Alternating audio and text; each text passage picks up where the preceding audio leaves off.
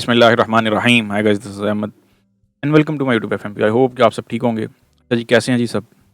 और अल्हम्दुलिल्लाह हमारा भी लास्ट वीक जो बड़ा मज़ेदार रहा और एंड आई होप कि आप लोगों का भी लास्ट वीक जो बहुत मज़ेदार रहा हो। अच्छा जी, एज़ यूजुअल ये हैं हमारे वीकेंड एनालिसिस और बहुत जल्द आप लोगों को एक अनाउंसमेंट भी जो है वो मैं करने वाला हूँ आप लोगों के साथ और ज़रा एक्टिव रहिएगा, बहुत जल्दी हो जाएगी।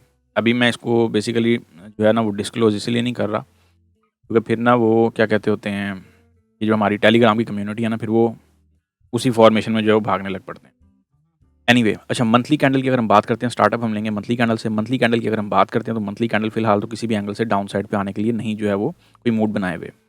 एक चीज़ तो हो गई ये वाली। दूसरी चीज़ हमारे पास क्या है कि फिलहाल अभी मंथ क्लोज होने में 7 to 8 डेज़ बाकी हैं, ठीक है? तो हमारे पास जो क्राइटेरिया है वो फिलहाल हमें हर हाल में अगर फर्दर जो मार्केट डाउनवर्ड चाहिए वो चाहिए हमें 2480 से नीचे। जब तक 2480 का लेवल का ब्रेकआउट नहीं होता, आप लोग जो है वो इससे ऊपर ही अपनी जो मूवमेंट है वो एक्सपेक्ट करेंगे, ठीक है? और अल्हम्दुलिल्लाह जैसे हम लोगों ने रीसेंट बाइंग भी पकड़ी है अभी 2480 से, फिर 2530 से सेलिंग भी पकड़ी थी। अब 3080 कौन है? मेरा नहीं ख्याल ये आप लोगों को बताने की और समझाने की ज़रूरत है, ठीक है? मंथली टाइम फ्रेम की जो रीडिंग है इसको हम डेली बेसिस पे भी देख ही रहे हैं और फर्दर भी जो है मंडे से भी साथ-साथ देखेंगे। जो डिटेल एनालिसिस है ना वो हम करेंगे मंडे वाले दिन। इसके बाद हम चलते हैं वीकली टाइम फ्रेम पे। वीकली टाइम फ्रेम पे मैंने आप लोगों को बोला था कि यहाँ पे कुछ रिवर्सल हमें हो सकता है देखने को मिले, लेकिन ऐसा नहीं हुआ। अनफॉर्चुनेट ऐसा नहीं हुआ। फिलहाल तो जो फर्दर कंटिन्यूएशन है मुझे वही दिख रही है और ट्रेंड लाइन से ऊपर-ऊपर कैंडल की क्लोजिंग भी हो गई है। ट्रेंड लाइन के ब्रेकआउट से ऊपर-ऊपर, ये जो बुलिश चैनल आपका बना हुआ था उसकी अपर ट्रेंड लाइन के ब्रेकआउट से ऊपर-ऊपर क्लोजिंग भी हो गई है। और जहाँ तक रह गई बात, आप लोगों को एक चीज़ मैंने बोली थी कि ये जो इनगल्फिंग है इसका रीटेस्ट होना है। तो इसका 50% का रीटेस्ट भी हो चुका है, ठीक है? अब 50 से ज़्यादा कब होता है ये हम लोग जो है वो आने वाले दिनों में देखेंगे। इस टाइम जो मार्केटों का सारा फोकस है वो भी अभी मैं इकोनॉमिक कैलेंडर भी आप लोगों के साथ शेयर कर देता हूँ। D1 के टाइम फ्रेम पे अगर हम आते हैं ना तो D1 के टाइम फ्रेम पर भी कुछ अभी तक के लिए जो इन्होंने कहानी बनाई है वो फेक आउट और ब्रेकआउट वाला सिनेरियो खड़ा किया हुआ है। लेकिन एक चीज़ को माइंड में रख के चलें, अगर आपकी प्राइसेस 2500 से ऊपर सस्टेन हो जाती हैं, ठीक है? और जो आपकी कहानी है ना 2480 वाली, इससे ऊपर भी सस्टेन रहती हैं प्राइसेस, तो फिर आपके पास क्या क्राइटेरिया देखने को मिलेगा? फिर ये फर्दर अपसाइड ही है और वो 2580 हो सकता है बहुत जल्द, वो फिर आपके पास 2630 हो सकता है। तो इस चीज़ को माइंड में रख के चलें, ठीक है जी? और अभी जो सारा फ़ोकस है एक फटाफट से जो है वो एक नज़र न्यूज़ पे डालेंगे, एज़ वेल एज़ आप लोगों के साथ वीकली रिपोर्ट भी शेयर करता चलूँ। ये अल्हम्दुलिल्लाह हमारी जो क्या कहते होते हैं, जो गोल्ड का वीआईपी चैनल उसकी रिपोर्ट है। लास्ट वीक में अल्हम्दुलिल्लाह, हालाँकि बड़ा ख़तरनाक वीक था, लेकिन उसके बावजूद भी हम लोग अल्हम्दुलिल्लाह छाए रहे और 3900 प्लस पिप का प्रॉफ़िट है। इसमें वो वाले सिग्नल शामिल नहीं हैं जो हम लाइव स्ट्रीम पे काम करते हैं, जो मैं आप लोगों को फ्री देता हूँ, एक चीज़। दूसरी चीज़, एक और मेरे पास पॉइंट आया हुआ था कि सर आप जो कोर्स करवा रहे हैं, उस कोर्स की हमें कोई आउटलाइन तो बताएँ या आउटलाइन तो दिखाएँ कि जो आप वन ऑन वन में कोर्स करवा रहे हैं। अच्छा, इसकी एक मुख्तसर सी रीडिंग आप लोग बाद में भी ले सकते हैं वीडियो रोक के ना, तो इसकी भी देख लीजिएगा। ये आप लोगों की रिक्वेस्ट पर ही जो है मैंने यहाँ पे मेंशन की है। इसमें basic to advance chart sessions हैं, उसके बाद मतलब फॉरेक्स है क्या, उसमें आपको एक बेसिक लेवल से लेके एडवांस लेवल तक का नॉलेज दिया जा रहा है। और अल्हम्दुलिल्लाह स्टूडेंट्स में मैं काफ़ी इंप्रूवमेंट भी देख रहा हूँ। चार्ट सेशंस क्या हैं, फिर इंडिकेटर्स क्या होते हैं, ट्रेंड लाइनें क्या होती हैं, उन्हें कब लगाना है, कहाँ पे लगाना है, फ्लिप मोड क्या है, पैटर्न्स क्या हैं, एक्स वाई ज़ी। इसी तरह फिर इंडिकेटर्स क्या हैं, उनका बिहेवियर क्या होता है, उनकी सेटिंग्स कौन-कौन सी हैं। इंडिकेटर तो बहुत सारे हैं, लेकिन पैरामीटर कब काम करेगा, कौन-सा करेगा, मार्केट साइकिल क्या होता है, ये मैंने आप लोगों को बल्कि पढ़ाया भी है अभी पीछे। मार्केट साइकिल जो एनएफपी वाला मैंने बताया था। मतलब वो तो बेसिक था, लेकिन उससे आगे फिर एडवांस चीज़ें, कब शुरू होना है, कब खत्म होना है, क्या मामला हो सकता है, टाइम बिहेवियर को फॉलो करते हुए। फिर सप्लाई डिमांड का सेशन है, एसएनआर, बेसिक टू एडवांस, ये भी सारी कैटेगरीज इसमें लिखी हुई हैं। फिर ब्रेकआउट सेशंस हैं और ब्रेकआउट किस किस टाइप के होते हैं और नॉर्मली कौन सा ब्रेकआउट काम करता है। जैसे हम लोग सिमेट्रिकल ट्रायंगल पैटर्न के ब्रेकआउट पे काम कर रहे थे, बोथ साइडेड ब्रेकआउट था। फिर आरएसआई के सेशंस हैं। अब देखें, आरएसआई में खास तौर पे बेसिक टू एडवांस हर चीज़ है, ठीक है? इसमें कितनी कैंडल्स बन रही हैं ये ज़रूरी नहीं है, कितने पैटर्न्स बन रहे हैं ज़रूरी नहीं है, लेकिन इसके जो लूप होल्स हैं, ब्रेकआउट्स हैं, ऑफ कोर्स वो भी मैं बताता हूँ। लेकिन जो इसके लूप होल्स हैं, कब-कब इसने काम करना है, ये बड़ा मैटर करता है। तो इसमें ये भी चीज़ थी और अभी भी है। वॉल्यूम, अच्छा वॉल्यूम और एसएमसी, इन दोनों को मैंने इसीलिए इसमें रखा कि जिन लोगों ने ऑलरेडी कोर्सेज़ किए हुए हैं, वो क्या करें, वो उनके अगर कोई कॉन्सेप्ट क्लियर होने वाले हैं, तो वो इसको फटाफट से देख लें और समझ लें कि क्या मामला है। और उनका अगर कोई कॉन्सेप्ट क्लियर होने वाला हो, तो वो हो जाएगा। अगर उन्हें इसकी रीडिंग चाहिए, लर्निंग चाहिए, तो वो भी हो जाएगी। बायस सेशन, बायस बहुत इंपॉर्टेंट टॉपिक होता है। आपकी मार्केट चलती ही ऑलमोस्ट बायस पे। अब बायस किस तरीके की होती है, उसकी आइडेंटिफिकेशन, रूल्स, ट्रेंडी, स्टेबिलिटी, ये सब चीज़ें लोग, कुछ लोग इसको ट्रेंड के नाम से भी कहते हैं, लेकिन ट्रेंड अलग चीज़ है, बायस अलग चीज़ है, इसको माइंड में रखिएगा। फिर मूविंग एवरेज का कॉन्सेप्ट क्या है, और उसमें भी बेसिक टू एडवांस फंडामेंटल्स कैसे अटैच करने हैं, कैसे मेजर करने हैं, कैसे जो है वो आपने अपने टेक्निकल एनालिसिस की समरी में बिठाने हैं, सर्च कैसे करने हैं, XYZ लेवल सेशंस, ये बड़ा इंपॉर्टेंट टॉपिक है। मतलब इस बंडल पैक कोर्स में सब चीज़ें ही इंपॉर्टेंट है, कोई चीज़ ऐसी नहीं है, और इन सब चीज़ों को मिला के एट द एंड आपके पास एक स्ट्रैटेजी बनती है, एक बड़ी मुख्तसर सी, और उसके बाद आप मार्केट में छा जाते हैं। फिर TA sessions, technical analysis, basic to advance chart templates में आप लोगों को कुछ बना के देता हूँ, कुछ बनवाता हूँ, आप लोगों के खुद हाथों से बनवाता हूँ। और उसके बाद हमारे पास जो ट्रेनिंग सॉफ्टवेयर्स हैं वो इसमें ज़ूम और एनीडेस्क आपके पास रिक्वायरमेंट होनी चाहिए थी, और ये 4 to 6 मंथ का और 8 मंथ तक का भी कोर्स हो सकता है। तो ये बेसिकली आप लोगों के साथ मैंने सोचा कि शेयर कर दिया जाए। ठीक है। अच्छा, इसके बाद जो मेन चीज़ है हमारे पास शेयर करने वाली, वो कौन सी है, वो है इकोनॉमिक कैलेंडर। जो लोग इस चैनल पे नए हैं, 3080 वाली वीडियो नहीं देखी हुई, वो जाके सबसे पहले 3080 की वीडियो देखेंगे, ठीक है, ताकि उन्हें पता चल सके कि मार्केट 2530 से क्यों गिरी। अब कुछ लोग कहते होंगे कि जी ये साइकोलॉजिकल लेवल है। अब आज से अगर मैं 2-3-4 महीने पीछे चला जाऊँ, तो लोगों को साइकोलॉजिकल का नाम भी नहीं पता था, या पता था तो उन्होंने कभी इस पे तवज्जो ही नहीं दी। अब आप लोगों के सामने ही है। वैसे तो ये साइकोलॉजिकल सीक्वेंस नहीं है 3080 वाला, ये एक अलग सीक्वेंस है। साइकोलॉजिकल सीक्वेंस आपका है 2450 वाला, और वो है 2500 वाला। इस चीज़ को माइंड में रख के चलिएगा, अपने पास जितना हो सके नोट कर लें।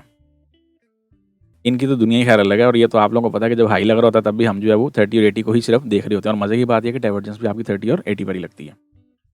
तो ये तो हमारे किंग लेवल्स हैं अल्हम्दुलिल्लाह। अच्छा जी, नेक्स्ट वीक की अगर हम बात करते हैं, फ़िल्टर में जाके ज़रा इसको मुख्तसर कर लेते हैं, तो जो लो इम्पैक्ट इवेंट्स हैं वो हमारे किसी काम के नहीं हैं। अगला वीक भी मैं समझता हूँ बड़ा बिजी वीक रहने वाला है, और वो इसीलिए क्योंकि आपका जो वो है ना मंथली क्लोजिंग का फ्लो वो आने वाला है, ठीक है। USD के डाटे हैं मंडे को भी, और ट्यूसडे वाले दिन भी USD छाया हुआ है। मतलब पूरा वीक आप लोगों को मैनिपुलेशन देखने को मिल सकती है, और ऊपर से पॉवल के कमेंट्स लोड हुए हैं, तो मार्केट को माइंड में रख के चलिएगा। मेरा मशवरा है कि मंथली क्लोजिंग है तो लॉट साइजेस अपने स्मॉल रखिएगा। थर्सडे वाले दिन अगर हम बात करते हैं, वेडनेसडे वाले दिन कोई खास सिर्फ इस स्पीच के अलावा एक AUD का CPI डेटा है, उसके अलावा फर्दर कोई और चीज़ समझ में अभी नहीं आ रही या नज़र नहीं आ रही। थर्सडे वाले दिन की अगर हम बात करते हैं, तो थर्सडे वाले दिन क्या है कि थर्सडे वाले दिन again as usual unemployment claims, SNB chairman speech क्या है इंपॉर्टेंट होगी, pending home sale data XYZ। और फ्राइडे की अगर हम बात करते हैं ना, तो फ्राइडे वाले दिन हमारे पास क्या आ रहा है, main event of the week मैं समझता हूँ। अगेन आप लोगों की मंथली और वीकली क्लोजिंग ख़राब करने के लिए काफ़ी होगा ये इवेंट। ये एक इवेंट में इतनी जान होगी कि ये आपका पूरा जो वीक है ना, या पूरे वीक का बनाया हुआ प्रॉफिट लेके जाएगा। ये ऐसे ही जैसे कल भी लोग जो है वो पॉवल की स्पीच पे बड़ा धड़ाधड़ कॉन्फिडेंस से काम करने लगे हुए, लेकिन बात वही है, जो लोग नीचे से बाय पकड़ चुके हुए थे 30-80 से, उनकी कहानी सीधी और सिंपल सी है। हो गया। फिलहाल इकोनॉमिक कैलेंडर में यही स्टोरी है, इसको बस नज़र में रख के चल लें, बहुत है। अच्छा जी, D1 के टाइम फ्रेम पे कोई खास पिक्चर तो फिलहाल अभी के लिए नज़र नहीं आ रही है। अब ये वाला सिनेरियो देखेंगे कि ये वाला सिनेरियो कब बनता है, लेकिन वही बात है कि उसके लिए भी हमें 2380 का ब्रेकआउट चाहिए, उससे पहले हमें 2480 का ब्रेकआउट चाहिए, और 30 और 80 जिनको नहीं पता वो सबसे पहले जाके वीडियो देखें। यहाँ से हम एक रिवर्सल तो एक्सपेक्ट कर सकते हैं, बट आफ्टर 2480 ब्रेकआउट। हो गया।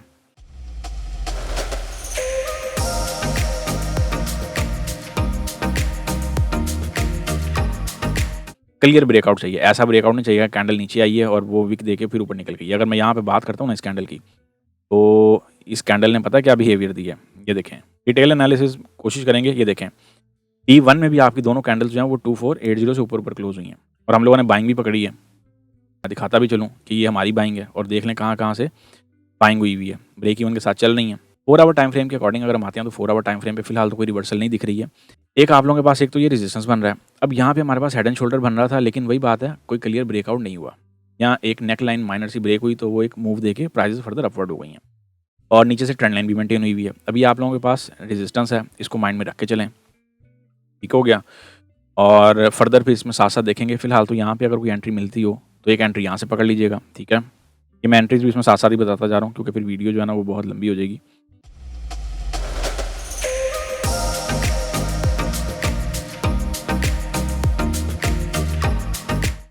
तो माइंड में रख लें, एंट्री लेने वाली जगह है, और मज़े की बात यह है कि स्मॉल एसएल है, यही कोई 20-30-40 पिप का एसएल हो सकता है अगर आपने 3080 की वीडियो देखी हुई है तो, ठीक हो गया।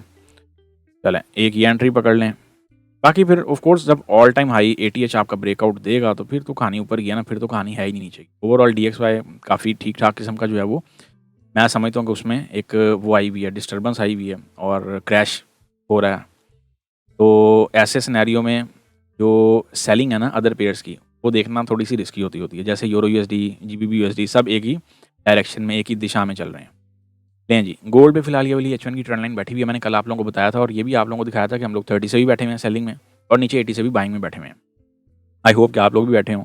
जब तक इस ट्रेंड लाइन का ब्रेकआउट क्लियर नहीं होता तब तक हम फर्दर कोई पिक्चर नहीं देखेंगे, ठीक है। अगर इसकी मैं कोई सीनियर पिक्चर निकालता हूँ जो मैंने आप लोगों के साथ टेलीग्राम के चैनल पर शेयर की थी। एक पिक्चर मैंने आप लोगों के साथ टेलीग्राम पे ये वाली भी शेयर की थी, ठीक है। और इसमें क्या है कि इसमें भी हमारे पास बुलिश चैनल ही देखने को मिल रहा है और प्राइजेस आपकी कहाँ पे अप्रोच करने जा रही हैं। अब इस चीज़ को माइंड में रख के चलिएगा। ये टाइम वो है कि आप लोगों के पास गलती की कोई गुंजाइश नहीं है, ठीक है। इसको समहाउ अगर इन्वर्टेड वेज पैटर्न बना के परफॉर्म करना चाहें तो वो भी कर सकते हैं। अब पैटर्न्स कब कहाँ पे कैसे वर्कआउट करते हैं इसके लिए आपको पैटर्न्स का पता होना चाहिए, एटलीस्ट बेसिक तो पता हो। तो लें जी,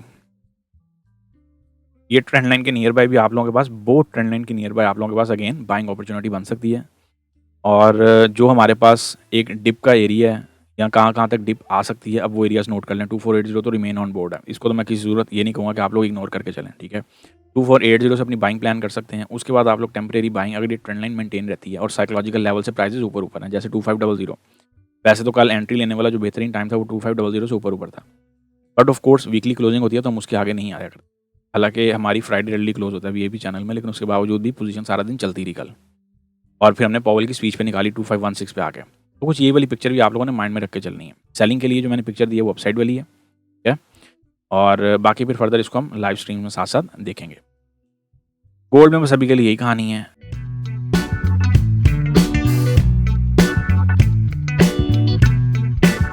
DXY पे एक नज़र डाल लेते हैं फटाफट से। DXY की अगर हम बात करते हैं तो DXY फर्दर क्रैश होने जा रहा है और हो भी रहा है।